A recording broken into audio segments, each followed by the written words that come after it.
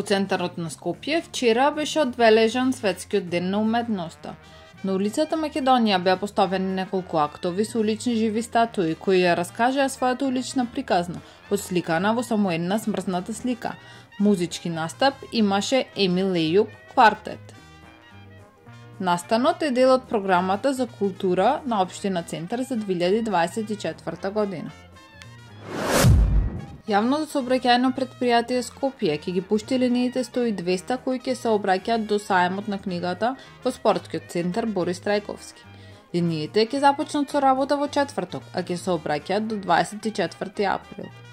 Трасата на линијата 100 ќе започнува од Ново Лисиче, по улицата Февруарски поход, булевар Бато, булевар Јане Сандански, булевар Питу, булевар Кочо Рацин, улица 11 октомври, улица Димитрije Чуповски, булевар Свети Климент Охридски, булевар Партизански одреди, улица Блецки договор, арена Борис Трајковски и обратно.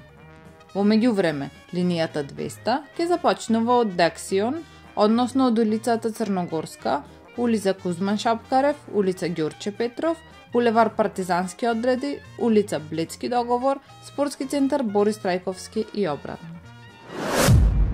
Поради екстремна промена на времето во Европа и на Балканот и пад на температурите, кои деновиве се искачуваа во интервалот од 23 до 30 степени.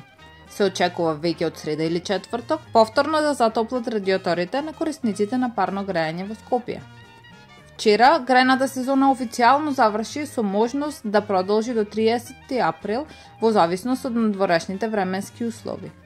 За денеска од ДСМ снабдување истакнуваат дека не се создадени услови за производство, испорака и снабдување со топлинска енергија, односно дека нема да има парно грејање. Јавното сообраќајно предпријатие Скопје информира дека жичарницата утре нема да работи поради предвидени технички зафати на објектот. Од петок ќе продолжи со вообичаена работа од 10 до 18 часот. Таму е Скопје, град мој љубав лише, што ми расте сни.